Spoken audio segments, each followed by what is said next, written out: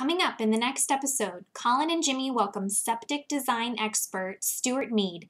They discuss tank design, leach fields and trenches, and most importantly, when homeowners should pump their tanks and how to find your tank if you don't know where to start. Welcome to another episode of Behind the Studs, your home improvement and remodeling podcast, where the two most entertaining guys discuss the do's and don'ts in home construction and in the remodeling industry. Remember that you can nail it, paint it, or just tune into the show. How about that? Here are your hosts, Colin Shaw and Jimmy Driscoll. Hey everyone, welcome to another episode of Behind the Studs. Hello, Jim. How you doing? I'm good, man. You? I'm doing good. Good. I'm doing absolutely fantastic. Staying busy? Yeah. It's just that hasn't changed. Groundhog Day. Yeah, it's pretty much what it is. Groundhog Day. Yep, absolutely. Every day. Absolutely. Yeah. But no more groundhog again. It's the last week of the terrible weather, and then we're in smooth sailing, nice weather. Yeah, good. Yeah, we're supposed to get maybe snow tonight, tomorrow, and then that's it. Then we're in like beautiful, beautiful weather all next week. And all right. Whatever else we got to do. Hey, I got to tell you real quick before we start our show. Yeah. This is a great tip for homeowners. Okay. So a buddy of mine had installed windows in his house, and he called me over just to take a look, and he had some questions. And in the meantime, when I got to the house, he had sprayed the foam inside the windows, on the sides of the windows for the insulation. Yeah. So it was really sticking far out. Mm-hmm. He doesn't tell me that he just did it. I thought it was old. So I grabbed the yellow foam, and it was all over my fingers. That doesn't come off. It doesn't come off. It sticks to your shirt and everything else, right? Yep. So it's like, is it still on your fingers? He's taking a picture. No. All right, get it. Look, it's gone. Yeah, it's gone. I'll tell you what he did. What? So he's taking pictures of me. I'm like, come on. He goes, I got the stuff. Don't worry, I got the stuff. I'm going to get it right off your fingers. So, ladies and gentlemen, if you get that foam insulation on your fingers, which you can't get off, he had sesame oil. Sesame oil. Sesame oil. He bought it at Walmart. It was in his kitchen. It takes the grease off of everything. Huh. Put it on my fingers. It was, I swear to God, the stuff turned like butter. It rolled right off my fingers and it was really gone. Yeah. Huh. Very interesting. All over. So, ladies and gentlemen, get down on your fingers. Sesame oil. Sesame oil. All right. Sesame. All right. And now we have somebody who cares nothing about windows or nothing at spray all. Foam insulation or any of that stuff. So so this week we've got Stuart Meade with us from Meade Septic Design. Hey, Stuart, how are you? Hey, Stuart. I'm good. Hey, how are you guys? We're doing well, thank you. Thanks for joining us. We appreciate it. You bet. Glad to be here. I do. So where are you located? I'm located in Goshen, Indiana. I was going to say, I doubt you can buy sesame oil at Walmart, but I don't know about that story, Jim. Really? Uh-oh. All right, substitute a different place. Yeah, so I'm in Goshen, Indiana, which is we're about central part of Indiana, about 12 miles from Michigan. Oh, cool. Nice. How's the weather there? Pretty cold today, but we've had some really nice, it was really nice weather last weekend, and we're looking forward to more spring. Nice. We are too. We cannot wait. Yeah. So you're into septic designs, and how long have you been doing that? This is my 26th year doing septic system design and consulting full time. Yeah. Wow. And how'd you get into that? A little known secret. I was a regulator for 5 years before that, working for a county health department doing septic system permitting, inspections, and that kind of thing. But I don't talk about that, so nobody really knows. Yeah, no. We don't want to. No. Yeah. They'll be looking for you. But I saw that people were. I always say that there's almost nothing in life that people spend more money on that they know so little about. You're Correct. Absolutely right. Right. Absolutely right. I'm one of them. Yeah, me too, actually. Yeah, which is why I've been so happy when Marissa said she finally found somebody to come on and talk about septic systems, because I need to learn a lot, and customers ask so many questions when it comes to the septic system. And, pretty much it's just like a dirty word when you bring it up. They're like, oh no, that's 30 grand, 40 grand, 50 grand. It's like, oh boy. So yeah, it can change one of our jobs around pretty fast. Yeah. So where do we really start with this conversation? Is it something that you do, that you design and you give to the towns, or to the towns in the state all over you, like looking at your designs? How does that all work? Anyway, So we've got, we've got county health departments and we've got a state department of health here in Indiana. And how we do it here is if it's a residential system, if it's a residential home, that all is permitted through the county health department, whatever county you might be in. And so regardless if it's, and then if it's commercial, doesn't matter if it's a one working Amish wood shop, it's commercial. So it's got to go to the State Department of Health, typically for plan review.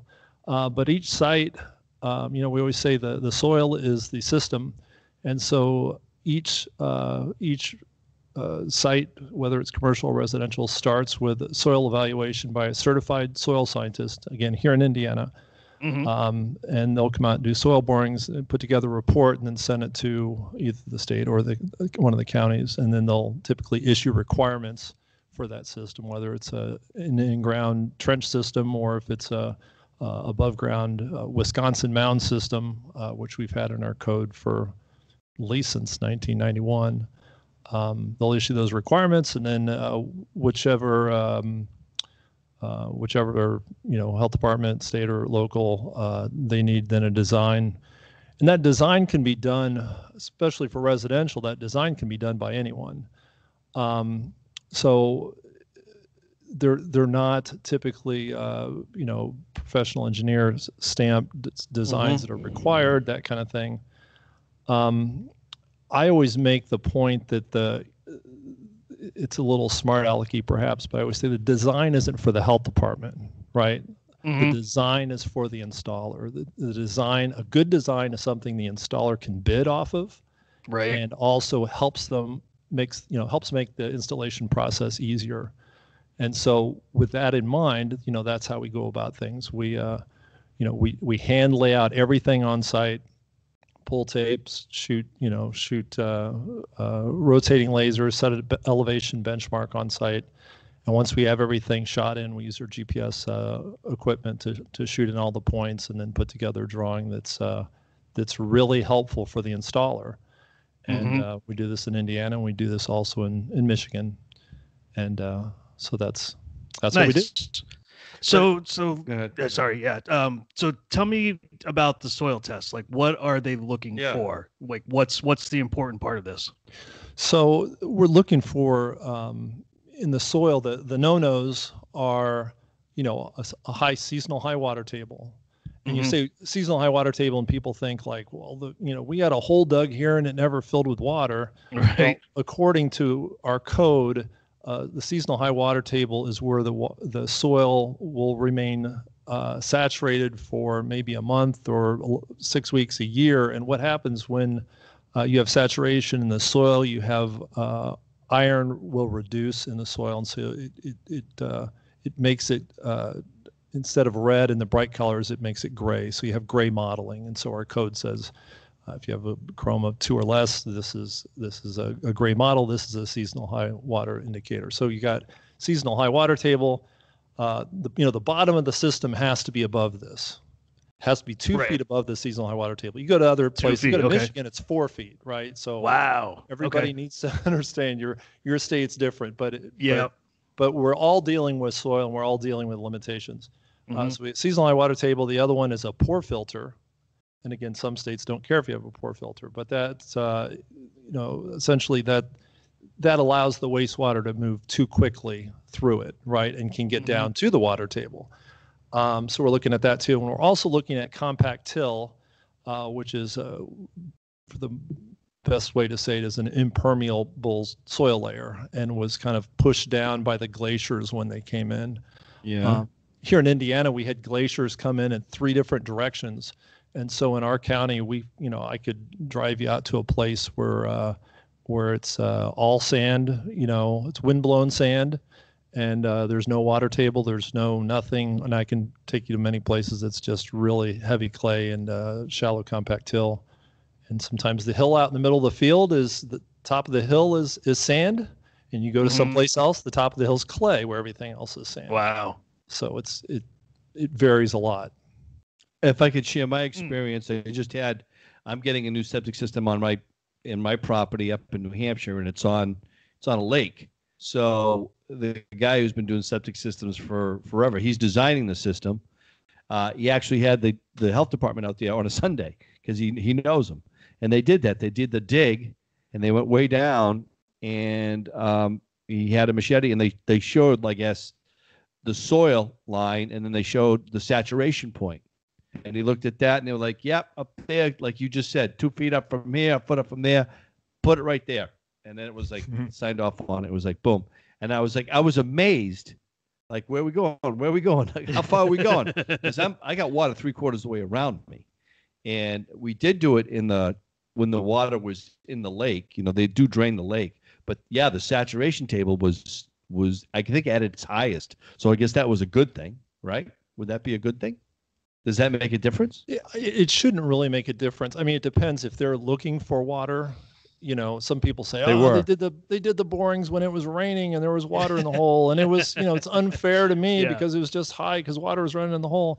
Well, they're actually, here anyway, they're looking at the colors in the soil. And again, they're looking for that modeling, and so it shouldn't really matter if there's free water or saturated water or not. But again, you might do things differently there. But those are the things we look at, and then of course. You got the soils on one. We talk about a system type and system size. You're looking at the soils on one end, and you're also looking at the design daily flow or the estimated gallons per day on the other. Right. Mm-hmm. And the one thing I should say about design daily flow, here in Indiana, we use 150 gallons per day per bedroom. Okay, and so. But for an example, let's say we've got a system that has 1,000 gallon per day daily design flow. Mm-hmm. If so, the system's installed. The health department says, okay, we're figuring this is 1,000 gallon per day system. They call DDF, daily design flow. It's commonly understood in the industry that does not mean you should be able to put 1,000 gallons a day into that system every single day. The common understanding is that you can put 70% of that, so that'd be 700 gallons a day, into that system every single day. And it should be fine. And you should be able to hit that peak of 1,000 once in a while. That system should work fine, but it's very confusing, and people need to understand that if your system's designed for 1,000 gallons a day or 450 gallons a day or whatever it is, it doesn't mean that you should be able to run that every day and that system will work. Nobody in the industry will tell you that that's the case. So out there, 150 gallons is equal to 1 bedroom. Is that correct? That's correct. Yeah. Wow. Around here, it used to be 250, and now we're up over 300. Really? Per bedroom. Yeah. Are you talking about Niantic? He's slamming into the water in this here? area. Yeah. Well, yeah, absolutely. The water table's so high. Yeah, maybe that's the reason for it, but I mean, it seems like an awful lot to. Yeah. I think where I am in New Hampshire, well, back in the day, it was 180. It may have gone up, where I am. Mm-hmm. So, and that's very interesting because some people do know this and people don't know that. Mm-hmm. They're not aware of. I guess we should educate the audience. Basically, they, correct me if, well, you can tell us basically. Well, in Michigan, they're saying one person can use, about 180 gallons a day? Is that what they're saying? Or 150 a day? Is that what they're saying? Well, in Indiana, they're assuming that you got 2 people, so no, they're assuming basically 75 gallons a day. I gotcha. Oh, okay. Mm-hmm. Okay. All right. Yeah. And then on, about sizing the system. Of course, we've got the soil boring report. Let's step back to that for a second. Here, what we do is it used to be they do these perk tests, right? Do you guys remember these perk tests? Oh yeah, we still do them. Oh, do you do them physically? Yeah, we still do them. So you dig a hole. Just yesterday we had one done. Yeah. You dig a hole and you pour water in it. Mm-hmm. Okay. Yeah. So this is how things are done. Still done some places. We're a little bit behind the time. Yeah. So not like you, Mr. Michigan. Indiana. So let me explain what that is. So it's supposed to be kind of a controlled, study of how quickly your soil is going to take water. So what they do is they dig a hole with a shovel, and it's supposed to be a certain size, and then they pour so much water into it, and then they measure and they time how long it seeps into the ground, and then they calculate out how big that system should be for the system. Now the problem with this is that of course the soils might be different where you did the bore or where you dug this hole versus over here. But also more importantly, if the soil is a little bit moist or wet, and if it's clay, for instance, and you use a spade shovel, you might be sealing the sides of that little pit shut, and really affecting. It's not a good representation of how that soil can actually take in the water. So what we do here in Indiana is we look at the soil loading rate. So there's a chart in the code that says, sandy loam soil of a moderate structure will take 0.6 gallons per day. So that's all listed out. So that's what they're, again, we got the how many gallons per day per the system, and then how many square feet is determined by looking at the loading rate chart in the code. Huh. Yeah. So our town sanitarian does the perk test. Okay. Yeah. And how long does he have to wait for that water to go down? I don't know. I wasn't there yesterday, so I don't know. He just sit there for an hour, or I guess, yeah. Read Huckleberry Finn or something. Yeah, I guess. Yeah. I want that job. Yeah, play a little. It's one of those games on your phone, whatever it is. Yeah, I put a ducky in the hole. There you go. I'd have a little fun. Yeah. Where's the ducky? That took about an hour. Yeah. Need a bigger system. That's right. Yep. I'd be there in my lawn chair with a cocktail with my ducky in the hole. So let me ask you a question, because we here have a lot of high water tables and stuff. Are there certain systems that can be designed to work in those places? Because you're allowed to build there, but you definitely need to have a septic system. So are there different models for different places? How does that usually work? Yeah, so they different states have adopted different technologies and allowed alternative systems. There are situations, of course, where the property is not buildable. Mm-hmm. And this is something I want to talk about, a little bit, in auctions, and people get all excited and they buy a property. They're like, oh, we're going to build a house out here. And then they find out they can't. And of course, they bought it at an auction. So there's no recourse. No there's no recourse. There's no purchase agreement that says it stipulates, that you can get a permit or whatever. So, right. We have, we build mound systems out here, and, those only require 20 inches of well-drained soil. The other thing we do out here is we use perimeter drains that surround the system that are supposed to lower the water table. And then we're hooking these to field tiles or ditches or to the side of a slope or something like that. Which probably isn't the most progressive way to be dealing with systems, because we all know these field tiles plug. Farmers tell you field tiles plug, and if you're hooked to something that you absolutely are reliant on, you're asking for trouble. But that's the way our code is written. So, interesting. Yeah. So now explain to us what a leach field is. What a leach field is? Yeah. How does that work? So so most people think you have a septic tank and that's it. Exactly. But there's leach fields. Exactly. There's other things that go with it. So kind of explain what that is. Yeah. So let's follow the water, right? The water all gets goes down pipes and ends up going out we call it a gravity sewer here. I don't know what you call it there. Gravity sewer goes out and dumps into a septic tank, and usually the septic tank will have a baffle or a PVC T at the inlet that baffles the flow into the tank, and the tank is usually 3, 4 times the size of what your system daily design flow is. So if we're at here, we require 48-hour retention. So that means we have a 450 gallon per day system. They're going to want to see at least twice that. So common to have a 1,000 gallon septic tank.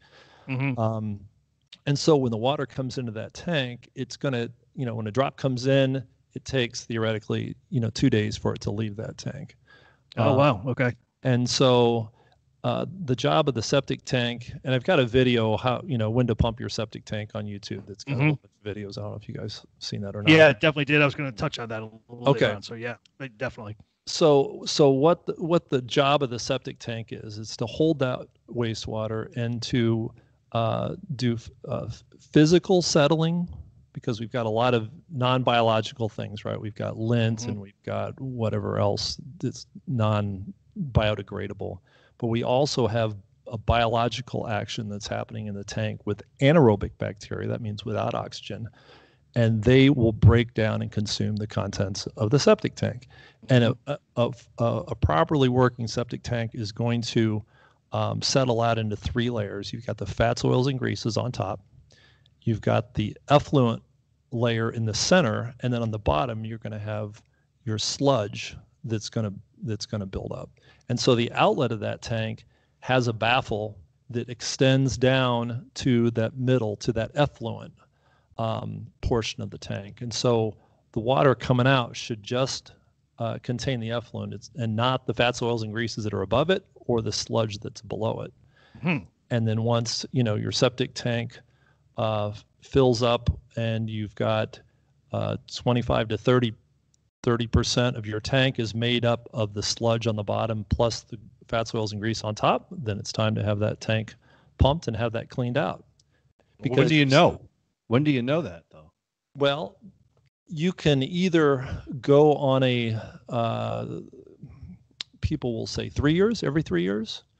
Some people say every 3 to 5 years. I have a core sampler that I sell that's connected with that video. And what people can do is you can go to the outlet side of the tank and you drop this clear PVC pipe to the bottom, and then you pull a string and it shuts the bottom off. And you can pull this up and you can see a column, a cross-sectional view of your septic tank contents, and you can see if it's time to pump your tank. Okay. And so the important thing to remember is that I always say everybody's septic tank is their own chemistry project, right? Everybody uses a different amount of water. They cook different things. They take different pills, all these things. And so, 2 people living, you've got neighbors, you've got the same number of people in the house. They appear to be this, similar, but yet maybe one needs to be pumped every 1.5 years and the other one can go every 6 years.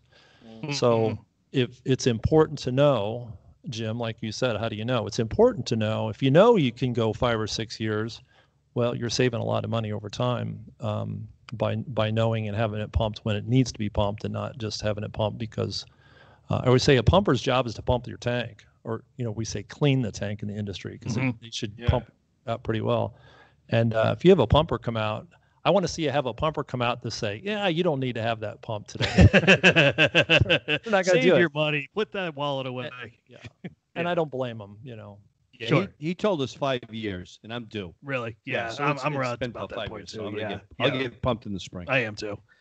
Are you surprised at how many people don't know where their septic is or their leach fields? Do you come across that much or no? Of course not. No. Nobody, hardly anybody knows. Right? Hardly anybody knows.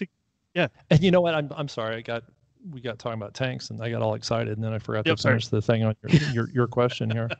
Okay. You sound very excited. Hold on. I got to dab the sweat off my head. Try to contain yourself here. This is... So last time when we left off, we were in the septic tank, right? We were coming out of the septic tank, and so after the septic tank, you've got some kind of absorption field, and the typical gravity flow system is usually some kind of a trench system. And so the water will come out and it'll go to either a header pipe or a distribution box that splits that flow supposedly evenly to all these trenches. And so a gravel trench that I'm used to is 3 feet wide, and it can be as deep as 3 feet deep, as long as, again, we're maintaining that 24-inch separation above seasonal high water table or a little bit more for actually compact till or a pore filter. But you've got the gravel trench is made up. It's got a 6 inches of gravel in the bottom. It's got a 4-inch perforated pipe that's got the 3 rows of holes at 12, 4, and 8. And then it's got that whole thing is covered with 2 inches of stone. And then we've got like a geotextile type fabric on top of that. It's like a coffee filter kind of a material to when they backfill, then all the soil doesn't make its way down into the stone. And so the stone supports that pipe, but it also gives you some storage capacity in case you're ever putting water into the system faster than the system can absorb it out, your holiday party or whatever. There's some storage capacity in the stone. It's about 30% capacity, storage capacity. Okay. Now, if you come across system that's been in place, say 5, 6 years, whatever it is, and then you go like this just happened to me, so I'm kind of asking for this reason. The customer wanted to put in a bathroom in their basement, so it was going to have a shower, so it's considered a bedroom. We hit all those things, but then they did tests and they realized that the leach fields weren't long enough, so they had to add 15 feet to the leach field. So what is the reason for that? Why I never got the final answer as to why they had to do that. So I guess it goes back to the sizing that the health department decided that they're actually adding capacity to the house, and when you do that, when you add another bedroom, then you're adding likely potential that the water usage in that house is going to go up. Okay. And we have the rich retired couple, that wants to build the 9-bedroom house. And they're like, oh, we don't need a septic system for 9 bedrooms. No, we don't need that. And we say, well, guess what? The house is going to outlive you guys. And then 9-bedroom house is more likely to attract a larger family. And so, you have to put in the septic system. If you're building 9 bedrooms, you have to have the system for 9. Huh. All right. See, I would have thought you'd have to like expand the septic tank itself, not just the leach fields. I was kind of surprised that just by extending the leach fields, they kind of met the criteria. And sometimes they do. Sometimes they're more lenient depending on what you want to do. This is regulators are any kind of repair situation.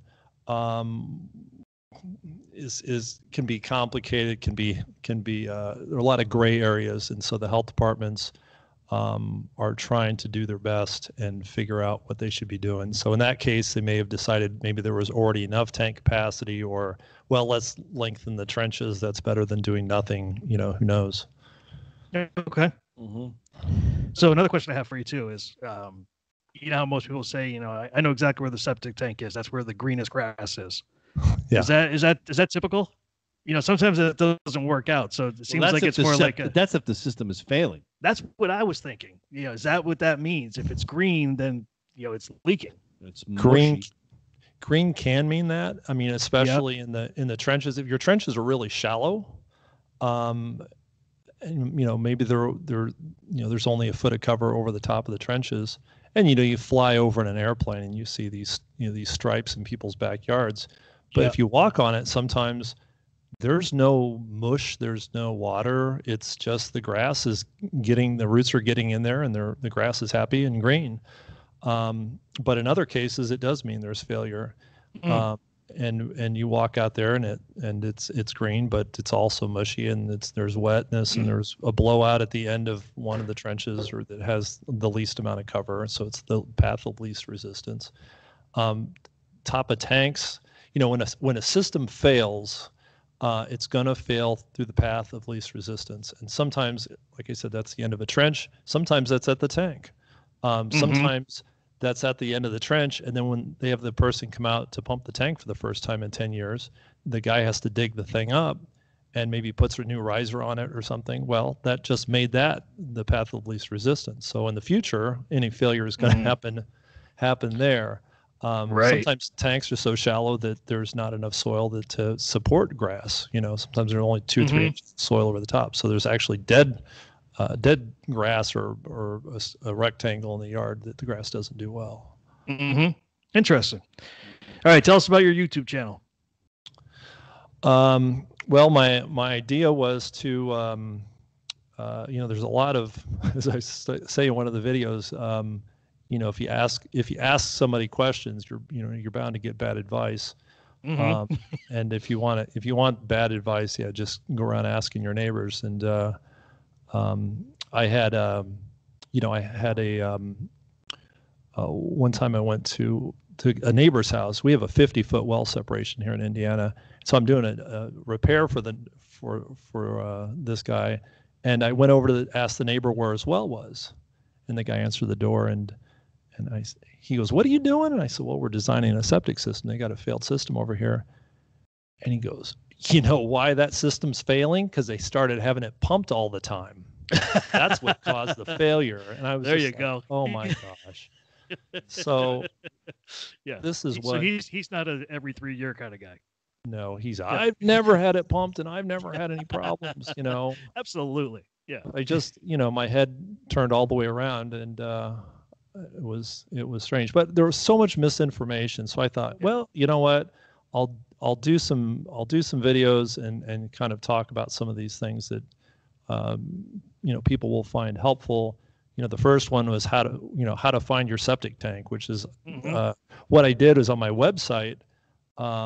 I found that the most popular page on the site was the how to find your septic tank page. And I was like, well, seems like an obvious place to start with videos. So I did that one. Let me ask you a question. Out there, does if you don't know where your septic tank is, does the company that comes to pump it out charge you to locate it? Because they do here. Yeah, sure. So you and can to save dig money it up if you don't have a riser too. Yeah, they're spending time doing that. And then some of them can't find it, and they say sorry, and they leave and charge you something, and then the next guy comes out and can't find it, and so yeah, you're offering a very big service there by saving us money to find our tank. So how do you find it? Well, there are a number of ways. I mean, the main one is to go in the basement and to look and see where the sewer goes out, and probably that sewer is going to make a straight shot to the tank. Some people will open up that clean out in the basement, and they'll run a steel tape in there, and until they hit something, and then they look at the measurement, and they go out in the yard and look. The problem is some of these tanks are really deep, and you get like a tri-level house or something, you can have 4 or 5 feet over the top of a tank, and you're not going to find it. I mean, you got a 4-foot tile probe, you spend all day poking out there, you're just not going deep enough to hit the top of it. Right. So there are, companies do have these of course they got cameras, but they also have locators. You can flush, or you can send out on a what do you call it, fish tape, and try to find them that way. But and of course when you can't find it, you're just like, oh well, we won't have it pumped. We won't worry about it. But you don't have it pumped, and all that sludge builds up in the tank, and eventually all that sludge and fats, oils, and grease is going to make its way out into the absorption field, and then really cause accelerated failure. Awesome. Just what I needed to hear. I hope nobody's eating dinner while they listen. Yeah. Oh boy. Oh man. So what's the name of the channel? The YouTube channel? How do they find you? It's Meade Septic Design, of course. Okay. And we're working on 2 new videos this summer we're going to have up. We're excited about that, and of course we're just busy as can be, so we don't find time to do that. But right, yeah, it's tough to find time to record. Yep. The definitely is cooperate and everything else. Absolutely. Right, exactly. Well, hey, listen, Stuart, it was great having you on the show. Yeah, I really appreciate it. Very I learned a lot, which is what Yeah. I was hoping to do. Yeah. And now I can sound something like an expert with my customers. No. A fat chance. Don't listen to this guy. No. He doesn't know what he's talking about. Oh, yeah. Don't let that clean cut hair look. Yeah. Oh, yeah. You on any other social media platforms besides YouTube? You guys have Instagram or anything? Yeah. Facebook? Okay. Facebook. So Not go very and active search on them Facebook, out. but yeah, sure. We have quite a few people that listen to us from the Midwest. So anybody in Indiana, give this guy a call. He can help you out. Yeah. And subscribe to the Facebook or to my YouTube channel. We'll get these new videos up, and you'll be able to see them. Sweet. Awesome. All right. Well, thank you again, sir. We really appreciate it. Jimmy. Thanks, buddy. Yeah. Thanks for having me on. I think we learned what we can learn. Yes, that's what we did. All right. We'll see everybody next week. Thanks a lot. See ya. See ya.